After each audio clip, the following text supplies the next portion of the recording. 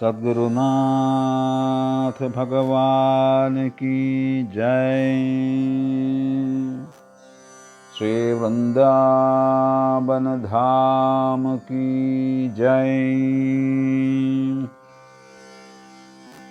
എല്ലാ വൃന്ദാവന പ്രേമികൾക്കും നമസ്കാരം. നാം ഇപ്പോൾ ശ്രീ ദാസ് ഗോസ്വാമിയെ പറ്റിയാണ് പറഞ്ഞുകൊണ്ടിരിക്കുന്നത്. പ്രയോജനാചാര്യൻ എന്നാണ് അദ്ദേഹത്തിനെ അറിയുക. അദ്ദേഹത്തിൻ്റെ ഉപാസനാമൂർത്തിയാണ് ശ്രീ രാധാ ഗോപിനാഥ്ജി. ആ ക്ഷേത്രത്തിലേക്ക് പോകുന്നതിന് മുമ്പ് അതിന് ആചാര്യനെക്കുറിച്ച് പരിചയപ്പെടുകയാണ് നമ്മൾ ചെയ്യുന്നത്. ഒരു നീണ്ട ചരിത്രമുള്ള അദ്ദേഹത്തിൻ്റെ കഥകൾ നമ്മൾ കഴിഞ്ഞ തവണ പറഞ്ഞു വെച്ചു. അദ്ദേഹം സർവ്വതും ഉപേക്ഷിച്ച് പുരിയിൽ ചൈതന്യ മഹാപ്രഭുവിൻ്റെ തൃപ്പാദങ്ങളെ ശരണം പ്രാപിച്ചു. അന്ന് ചൈതന്യ മഹാപ്രഭു കാശി മിശ്രയുടെ ഗൃഹത്തിലെ ഒരു മുറി, ആ മുറിക്ക് പേര് ഗംഭീര എന്നാണ്, ഗൗരഗംഭീര എന്നാണ് ഇപ്പോൾ അറിയുക അതിനെ. അവിടെയാണ് കുറേ കാലം അദ്ദേഹം താമസിച്ചിരുന്നത്. ആ സമയത്താണ് ഈ ദാസ് ഗോസ്വാമി ചെന്ന് ശരണം പ്രാപിക്കുന്നത്. അദ്ദേഹത്തിന് വലിയ സന്തോഷമായി, മഹാപ്രഭുവിന് അത്യന്തം സന്തോഷമായി. കാരണം ശുദ്ധ ആയുള്ള ജീവനെയാണ് കൈ കിട്ടുന്നത്. പറഞ്ഞു, ഭഗവാന്റെ എന്തെന്നില്ലാത്ത കൃപയാണിത്, ശ്രീകൃഷ്ണൻ്റെ കൃപയാണ് എനിക്ക് ഇവിടെ വരാൻ സാധിച്ചത്, സ്വതന്ത്രനാവാൻ സാധിച്ചതെന്നാണ്. കാരണം മായയുടെ കെട്ടുപാടുകളിലാണ് എല്ലാവരും. സമ്പത്ത്, ബന്ധുക്കൾ, പദവി, ആരോഗ്യം, ഇതൊക്കെയാണല്ലോ എല്ലാവരും കെട്ടിയിട്ടുള്ളത് പലതരത്തിൽ. അതൊക്കെ തന്നെയാണ് മായ. ആ മായയിൽ നിന്നാണ് എനിക്ക് മുക്തി കിട്ടിയിട്ടുള്ളത്. അങ്ങനെ സ്വതന്ത്രനായി കഴിഞ്ഞു.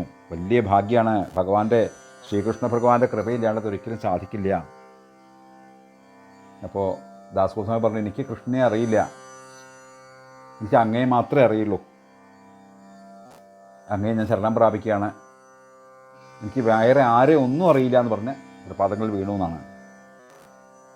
അപ്പോൾ അദ്ദേഹം പറഞ്ഞു, നോക്കൂ, ഈ മായാലോകം ഉണ്ടല്ലോ, അത് ശരിക്കും ഒരു വിഷ്ഠാകുണ്ഡം പോലെയാണെന്നാണ്. വിഷ്ഠാകുണ്ഡം എന്ന് പറഞ്ഞാൽ നമ്മുടെ ഇംഗ്ലീഷിൽ ഇപ്പോൾ പറയാൻ സെറ്റ് ടാങ്ക് എന്ന് പറയില്ലേ, അത് തന്നെ. അങ്ങയുടെ അച്ഛനും അതുപോലെ ചെറിയച്ഛനും രണ്ടുപേരും ആ കുണ്ടിൽ കിടക്കുന്ന കീടങ്ങളെ പോലെയാണ്. അവർ വൈഷ്ണവരാണ്, അല്ലാന്ന് പറയുന്നില്ല. പക്ഷെ അവർക്ക് ഭൗതികമായ വസ്തുക്കൾ ഉപേക്ഷിക്കാൻ സാധിച്ചിട്ടില്ല എപ്പോഴും. ആ കുണ്ടിൽ നിന്ന് അങ്ങേ രക്ഷിച്ചത് സാക്ഷാത് ശ്രീകൃഷ്ണ ഭഗവാനാണ് എന്ന് പറയുക. ഒരു കാര്യം ചെയ്യൂ, ഇദ്ദേഹമാണ് സ്വരൂപ് ദാമോദർജി. ഞാൻ അദ്ദേഹത്തിനെ സ്വരൂപ് ദാമോദർജിയെ ഏൽപ്പിക്കുകയാണ് അങ്ങേ. അദ്ദേഹം പറയുന്ന പോലെ അനുസരിച്ച് ഇവിടെ ജീവിക്കൂ എന്ന് പറയുകയാണ്. അപ്പോൾ സ്വരൂപ് ദാമോദർജിയെ നമസ്കരിച്ച് അദ്ദേഹത്തിൻ്റെ കൂടെ പോയി. അപ്പോൾ ആ വേഷമൊക്കെ ഈ 10-12 ദിവസമായിട്ട് 16 ദിവസമായിട്ട് യാത്രയാണ്. 16-12 ദിവസമായിട്ട് കാട്ടിൽ കൂടെ യാത്ര ചെയ്യുകയാണ്. ആൾക്കാർ കണ്ടുപിടിക്കപ്പെടാൻ വേണ്ടി തന്നെ തിരിച്ചു കൊണ്ടുപോകാൻ വേണ്ടി ഉറപ്പായിട്ടും ആൾക്കാരെ പറഞ്ഞിട്ടുണ്ടാവും, അച്ഛനും ചെറിയച്ഛനും. അപ്പോൾ അവരിൽ നിന്ന് രക്ഷപ്പെടാൻ വേണ്ടി കാട്ടിൽ കൂടെ സഞ്ചരിച്ചത് മുഴുവൻ, ബംഗാളിൽ നിന്ന് പുരി വരെ. അപ്പോൾ വസ്ത്രങ്ങൾ കീറിയിട്ടുണ്ട്. ആകെ 3 ദിവസമായിട്ടാണ്, 3 നേരമായിട്ട് അതിന് ഭക്ഷണം കിട്ടിയിട്ടുള്ളത് ആ വരണ വഴിയിൽ. ബാക്കി ദിവസമൊക്കെ പട്ടിണിയാണ്. അങ്ങനെയാണ് ഇവിടെ എത്തിയിട്ടുള്ളത്. അപ്പോൾ എന്താവും ആ ശരീരത്തിൻ്റെ അവസ്ഥ എന്ന് ആലോചിച്ച് നോക്കൂ. അത് കണ്ടപ്പോൾ സ്വരൂപ് ദാമോദർജി പറഞ്ഞൊരു കാര്യം ചെയ്യൂ, അങ്ങക്ക് നല്ല ക്ഷീണമുണ്ട്, ആദ്യം ഇവിടെ വേണ്ടത് സമുദ്രസ്നാനം ചെയ്ത് വരുമെന്ന് പറഞ്ഞു. അപ്പോൾ സമുദ്രം വളരെ അടുത്താണ്, കിഴക്കേ തീരത്താണ്, ഭാരതത്തിൻ്റെ കിഴക്കേ തീരത്താണല്ലോ പുരി. അങ്ങനെ സമുദ്രസ്നാനം ചെയ്ത് വന്നപ്പോൾ സാക്ഷാൽ ജഗന്നാഥൻ്റെ പ്രസാദം അവിടെ കൊടുക്കുകയാണ്. ആ പ്രസാദം കഴിച്ചവർ കൂടിയിട്ട് സാക്ഷാൽ ബ്രഹ്മം തന്നെയാണ് ജഗന്നാഥൻ്റെ പ്രസാദം. അത് കഴിച്ചവർ കൂടിയിട്ട് സകല വിഷമങ്ങൾ അദ്ദേഹം മാറി പരമാനന്ദത്തിന് അനുഭവിക്കാൻ തുടങ്ങിയ അദ്ദേഹം എന്നാണ്. അങ്ങനെ കുറച്ച് ദിവസം ഇതേപോലെ തന്നെ മഹാപ്രഭുവിൻ്റെ അടുത്ത് ഇങ്ങനെ കഴിഞ്ഞു. ജഗന്നാഥൻ്റെ പ്രസാദം വരും, സ്വാദിഷ്ടമായ പ്രസാദം കഴിക്കും. അങ്ങനെ കുറച്ച് കഴിഞ്ഞപ്പോൾ അദ്ദേഹം തോന്നി, ഞാൻ ചെയ്യുന്നത് ശരിയല്ലല്ലോ. ഒരു ദിവസം ഒരു ചോദ്യം ചോദിക്കുകയാണ്. ഉള്ളിൽ തോന്നുന്ന അങ്ങനെ ഒരു ചോദ്യം ഉള്ളിൽ പൊങ്ങി വരികയാണ്. അത് നേരിട്ട് ചോദിക്കുന്നില്ല, അവിടെ ചോദിക്കുന്നത് സ്വരൂപ് ദാമോദർജിയിൽ കൂടിയാണ്. അപ്പോൾ ദാസ് ഗോസ്വാമി കേൾക്കച്ചലെ സ്വരൂപ് ദാമോദർജി മഹാപ്രഭുവിനോട് ചോദിച്ചു, ഇയാൾക്കൊരു സംശയമുണ്ട്, സന്യാസം എന്നുള്ളത് ശരിയാണ്, എല്ലാം ഉപേക്ഷിക്കുക എന്നുള്ളത്. സന്യാസം എന്നുള്ളൊരു ക്രിയ മാത്രമാണ്. മനസ്സുകൊണ്ട് എല്ലാം ഉപേക്ഷിച്ച് കഴിഞ്ഞാൽ ശരിക്കും സന്യാസി ആയി കഴിഞ്ഞു. പിന്നെ ആ വേഷം മാറൽ മാത്രമേ ബാക്കി നിൽക്കുള്ളൂ.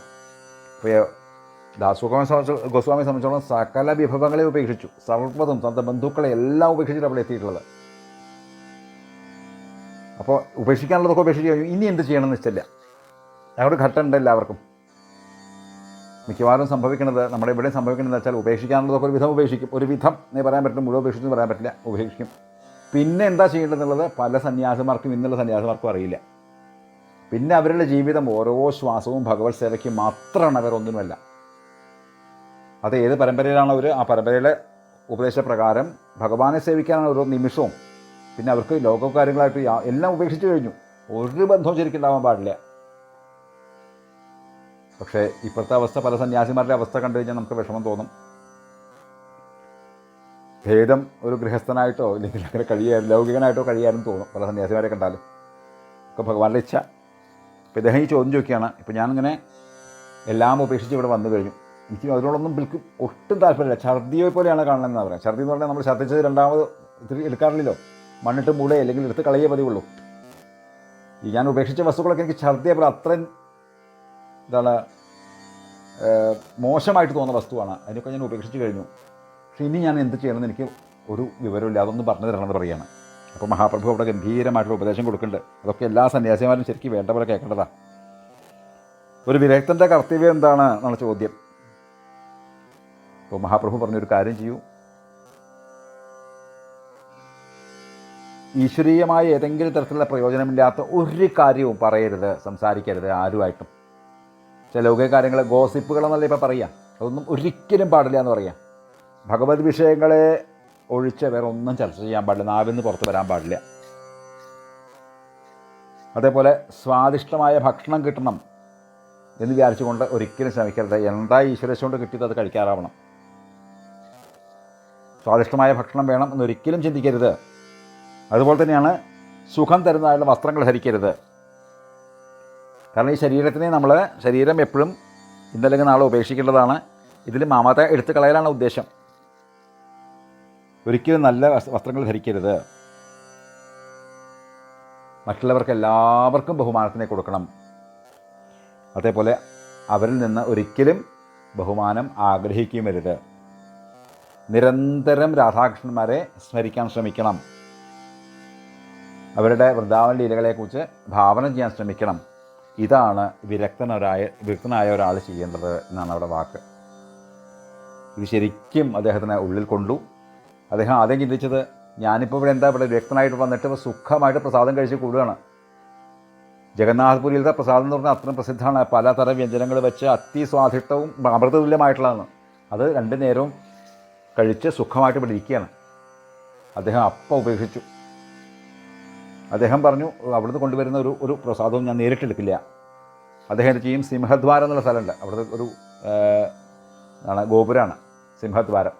പുരിയിൽ അവർക്കറിയാം. അവിടെ യാചകർ അനവധി പേരിയ്ക്കുണ്ടാവും. അവരുടെ ഇടയിൽ പോയിരിക്കും ഇദ്ദേഹം. എന്നിട്ട് അവർക്ക് കിട്ടിയ വരിയിൽ എന്താണോ കിട്ടണമെന്ന് വെച്ചാൽ അത് സ്വീകരിക്കും. അത്രയേ ഉള്ളൂ. അതിലപ്പുറത്തേക്ക് ഒന്നും കഴിയില്ല. അപ്പോൾ തന്നെ പറഞ്ഞില്ലേ, അമാനിയായിട്ട് കാണണം. അതുപോലെ തന്നെയാണ് കാണുന്നത്. അതേപോലെ മറ്റുള്ളവർക്ക് ദാനം കൊടുത്തുകൊണ്ട് തന്നെയാണ് അദ്ദേഹം ചെയ്യുന്നത്. മഹാപ്രഭുവിൻ്റെ വാക്ക് അതേപോലെ അനുഷ്ഠിക്കുകയാണെന്ന് അർത്ഥം. കുറച്ച് ദിവസം അവിടെ ഇരുന്നപ്പോൾ അദ്ദേഹം തോന്നി, ഇപ്പോഴും ഉള്ളിൽ പ്രതീക്ഷ ഇല്ലാണ്ടിരിക്കുന്നില്ലോ. ഒരാൾ പ്രസാദം കൊണ്ട് വരുന്ന സമയത്ത് അതെന്താവും, അത് മധുരമുള്ളതാവുമോ, ഇന്നെനിക്ക് മധുരമുള്ളത് കിട്ടുമോ, എന്ന് ചോറാണോ കിട്ടുക, അത് മറ്റേ പലഹാരങ്ങളാണോ, എന്താണ് പ്രസാദമായിട്ട് വരുന്നുണ്ടാവുക, ദക്ഷിണ തരുന്നുണ്ടാവുമോ, എത്ര കാശ് കിട്ടുന്നുണ്ടാവും, ഇതൊക്കെയായി ചിന്ത എന്നാണ്. അപ്പോൾ അതും ദോഷമാണ്. പാടില്ല, ഇവിടെ ഇരിക്കാൻ പാടില്ല, അങ്ങനെ ചിരിക്കാൻ പാടില്ല എന്ന് വെച്ചാൽ അദ്ദേഹം അവിടെ ഇരിക്കാണ്ടേയായി. മഹാപ്രഭു നോക്കി കാണുമ്പോൾ ഇയാളെ കാണാനില്ല അവനിടയ്ക്ക്. അപ്പോൾ ചോദിച്ചു, എവിടെയാണ് അദ്ദേഹം? ഇപ്പോൾ കാണാനില്ലല്ലോ. അപ്പോൾ കാര്യം പറഞ്ഞു, ഇങ്ങനെയാണ്. അതുകൊണ്ട് ഏകാന്തത്തിലാണ്. ഇവർക്കൊക്കെ കൊടുത്തതിന് ശേഷം ബാക്കിയുണ്ടെങ്കിൽ മാത്രമേ സ്വീകരിക്കുള്ളൂ. അങ്ങനെയാണ്. കുറേ കഴിഞ്ഞപ്പോൾ ഈ പ്രതീക്ഷ അപ്പോഴും നിൽക്കണില്ല. അപ്പോൾ അദ്ദേഹം എന്ത് ചെയ്തു? നേരെ ഈ പ്രസാദങ്ങളൊക്കെ കൊടുത്തതിന് ശേഷം ബാക്കി വരുന്ന പ്രസാദം ഒരു സ്ഥലത്ത് പശുക്കൾ തിന്നാൻ വേണ്ടി കൊണ്ടുപോയിടും. അവിടെ പോയിരിക്കും. ആദ്യം വന്ന് വീട്ടിൽ നിന്ന് എടുക്കും. അങ്ങനെ കുറച്ച് ദിവസം കഴിഞ്ഞപ്പോൾ അദ്ദേഹം തോന്നി, ഇത് തെറ്റല്ലേ, അവർക്ക് പശുക്കളെ ഉദ്ദേശിച്ചാൽ കൊടുക്കണം, എനിക്ക് തിന്നാൻ അധികാരമില്ലല്ലോ. ആ പശുക്കളെ തിന്നതിന് ശേഷം ബാക്കി അവിടെ ഉണ്ടെങ്കിൽ അതെടുത്ത് കഴിക്കും. കുറേ കഴിഞ്ഞപ്പോൾ അതും തോന്നി, ഞാൻ ഈ ചെയ്യുന്നത് ശരിയല്ലല്ലോ. പശുക്കൾക്ക് 1-2 ദിവസം കഴിഞ്ഞാൽ അവർക്ക് തിന്നാൻ പറ്റും. അപ്പോൾ അവരുടെ അവകാശത്തിന് ഞാൻ എടുക്കല്ലേ. പശുക്കൾ പോലും കഴിക്കാത്ത മഹാപ്രസാദത്തിനെയാണ് ഇദ്ദേഹം എടുത്ത് ഇവിടെ കൊണ്ടുവന്ന് കഴുകും, വെള്ളത്തിൽ കഴുകിയിട്ട് അതിനെ കഴിക്കുക. ഇങ്ങനെ മഹാപ്രഭു പല ദിവസം നോക്കി ഇദ്ദേഹം കാണാനില്ല. അവസാനം ചില യാചകന്മാരുടെ അവസാനം ഇരിക്കാറുണ്ട്, അവിടെയും കാണാനില്ല. അപ്പോൾ എവിടെ ചോദിച്ചപ്പോൾ ഇതാണ് അവസ്ഥ എന്ന് പറഞ്ഞു. ഇതറിഞ്ഞപ്പോൾ മഹാപ്രഭുവിന് എത്ര സന്തോഷം ഉണ്ടായെന്ന് പറയാമെന്ന് വെച്ചാൽ, കാരണം ഇങ്ങനെ ആവണം, അദ്ദേഹം ഉദ്ദേശിച്ച ശരിക്ക് വൈരാഗി ഇങ്ങനെ ആവണം, അത് അദ്ദേഹം കാണുകയാണ്. മഹാപ്രഭു ഒരു ദിവസം ഇദ്ദേഹത്തിൻ്റെ കുടിയിലേക്ക് വരികയാണ്. അപ്പോൾ കുടിയിൽ പ്രസാദം കഴിക്കാനുള്ള സമയത്താണ് വരണത്. ആ പ്രസാദം കഴിച്ചുകൊണ്ടിരിക്കുന്ന സമയത്ത് വന്ന് കൈ പിടിച്ചു, എനിക്കും പ്രസാദം വേണമെന്ന് പറഞ്ഞു. അപ്പോൾ അയ്യോ അങ്ങ് എന്നിൽ നിന്ന് ഇതൊന്നും കഴിക്കരുതേ, ഇതൊന്നും അങ്ങക്ക് യോജിച്ചതല്ല എന്ന് പറയുകയാണ് ദാസഗോസ്വാമി. പറ്റില്ല, എനിക്ക് ഇത് തന്നെ വേണമെന്ന് പറഞ്ഞ് തട്ടിപ്പറിച്ച് കഴിക്കുകയാണ് അവിടുന്ന് പ്രസാദം. അപ്പോൾ ഈ കഴുകി എടുത്ത് കഴിച്ചതാണ് അവിടുന്ന് എന്താണ് പശുക്കൾക്ക് കൊടുക്കുന്നത്. അത് അഴുകിയത് കൊണ്ടുവന്ന് വിടുന്നവരെ കഴുകി എടുത്തിട്ടാണ് കഴിക്കുന്നത്. അപ്പോൾ അത് കഴിച്ച് മഹാപ്രഭു പറഞ്ഞു, ഇത്ര നല്ലൊരു പ്രസാദം ഞാൻ എവിടെയും കഴിച്ചിട്ടില്ല, അമൃതത്തിന് തുല്യമാണ് ഇത് എന്ന് പറഞ്ഞ് അഭിനന്ദിക്കുകയാണ്. പക്ഷേ അഭിനന്ദനത്തിനെയും സ്വീകരിക്കാതെയാണ് ദാസ് ഗോസ്വാമി അവിടെ കഴിച്ചെന്ന് പറയുക. ഇങ്ങനെയായപ്പോൾ ഒരു ദിവസം ഇതറിഞ്ഞു ദാസ് ഗോസ്വാമി വേറെ എവിടെയല്ലേ പുരിയിലുണ്ട്, ഇങ്ങനെയൊക്കെയാണ് കഴിയണമെന്ന് അറിഞ്ഞപ്പോൾ അച്ഛൻ അവിടുന്ന് കുറേ സ്വർണ്ണനാണയങ്ങളും ദാസ് ഗോസ്വാമിയെ നോക്കാൻ ഭാഗത്തിന് 2-3 പേരെയും പറഞ്ഞയച്ചു, അവർക്ക് ഭക്ഷണം വെച്ച് കൊടുക്കാനും നോക്കാനും വകയായിട്ട്. ഇവിടെ കൊണ്ടുവന്നു. അപ്പോൾ ഞാൻ പറഞ്ഞു, ഞാൻ ഉദ്ദേശിച്ചിട്ടില്ല, ഞാൻ അങ്ങനൊന്നും ഒട്ടും ഉദ്ദേശിച്ചിട്ടില്ല, ഞാനതൊക്കെ മറന്നു കഴിഞ്ഞു, എനിക്ക് വേണ്ടാന്ന് പറഞ്ഞു. അപ്പോൾ ആരോ പറഞ്ഞു, ഇങ്ങനെ ഈ സമ്പത്ത് എടുത്താൽ നല്ല വിഷമമുള്ള സമ്പത്തുകൊണ്ട് ഇവിടെ വൈഷ്ണവർക്ക് ഭക്ഷണം ഉണ്ടാക്കി കൊടുത്തോളൂ, അതിന് വിരോധമില്ലല്ലോ. അങ്ങനെ അവസാനം അച്ഛൻ കൊണ്ടുവന്ന് സമ്പത്ത് സ്വീകരിച്ചു. ആ കൊണ്ടുവന്ന ആൾക്കാരോട് ഭക്ഷണം ഉണ്ടാക്കിയിട്ട് എല്ലാവർക്കും കൊടുക്കാൻ പറഞ്ഞു. അപ്പോൾ എന്നും ഭക്ഷണം ഉണ്ടാക്കും, ധാരാളം സമ്പത്തല്ലേ, ഭക്ഷണം ഉണ്ടാക്കും, വൈഷ്ണവർക്കൊക്കെ എന്നും കൊടുക്കും. അങ്ങനെ അപ്പോൾ മഹാപ്രഭുവിനും 2 ആഴ്ച കൂടുമ്പോൾ ഒരു ദിവസം, അതായത് മാസം 2 തവണ അദ്ദേഹത്തിന് തൻ്റെ കുടിയിൽ വിടുത്തി ഗംഭീരമായിട്ടുള്ള ഭക്ഷണം കൊടുക്കും. അങ്ങനെയായി മഹാപ്രഭു സന്തോഷമായിട്ട് വന്ന് കഴിച്ചിരുന്നു ഇവിടെ ഭക്ഷണം.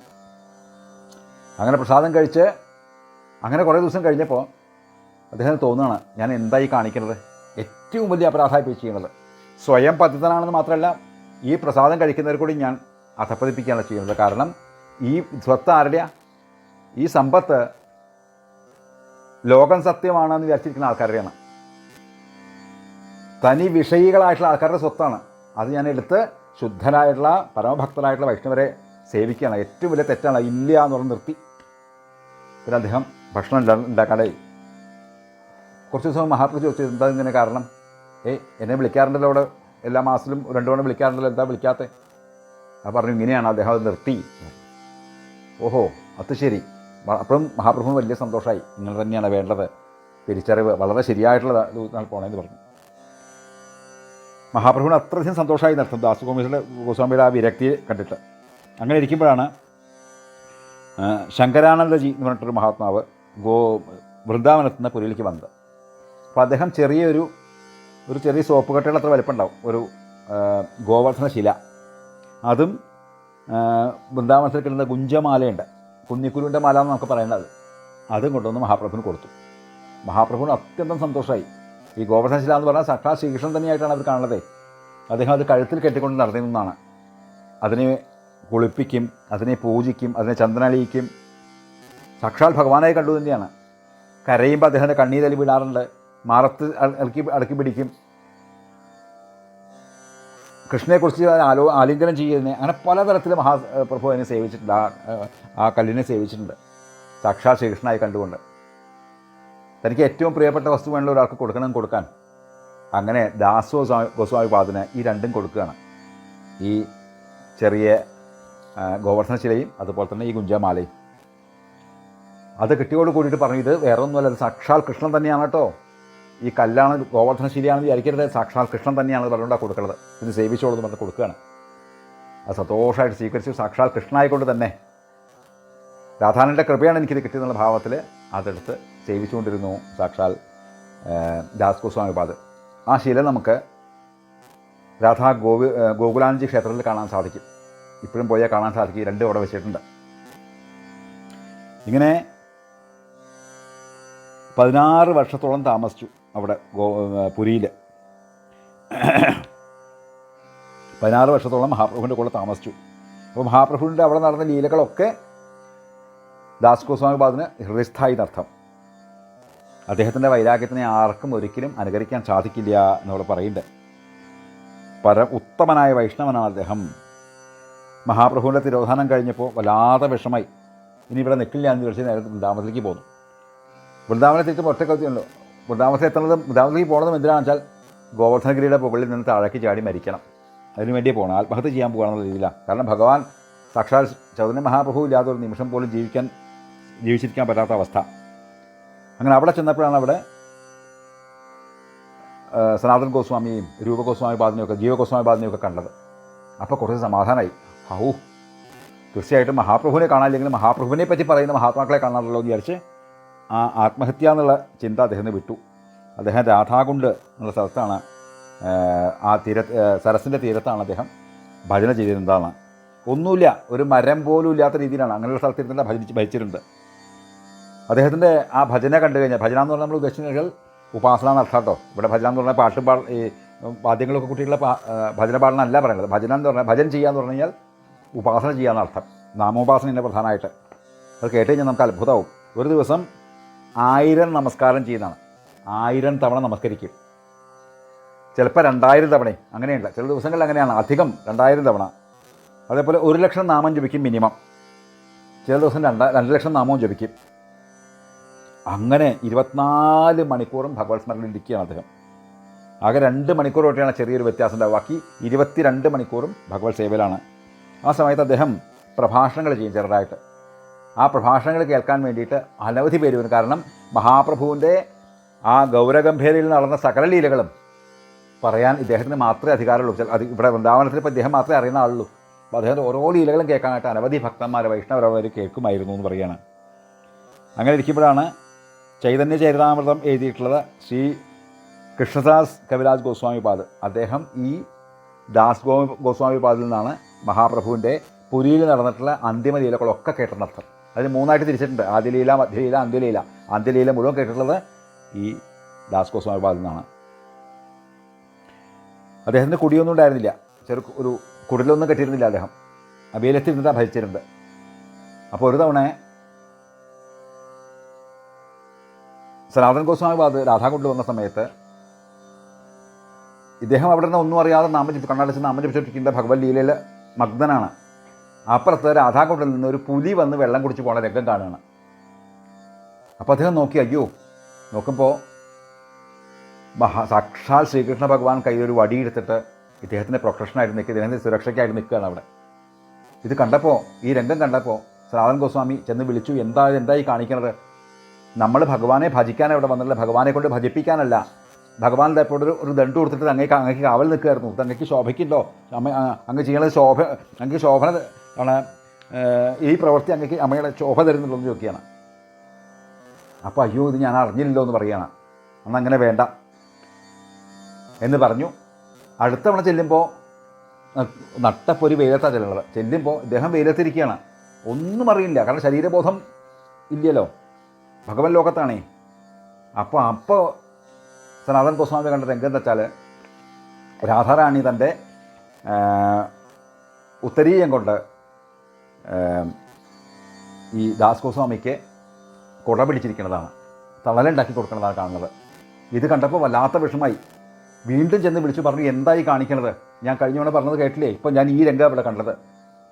അവർ കൃപയുള്ളവരാണ്, കാരുണ്യമുള്ളൂ അവർക്ക് സംബന്ധിച്ചു. പക്ഷേ നമുക്കങ്ങനെ ചെയ്യാൻ പാടില്ല, നമ്മളങ്ങനെ ചെയ്യാൻ പാടില്ല എന്ന് പറഞ്ഞ് അന്നാണ് അത്രേ ദാസ് ഗോസ്വാമിപാദ് ഇപ്പം നമ്മൾ കാണുന്നതായിട്ടുള്ള രാധാകുണ്ടിലെ തീരത്തുള്ള ആ കുടി കെട്ടിയിട്ട് താമസിക്കാൻ തുടങ്ങിയിട്ട്.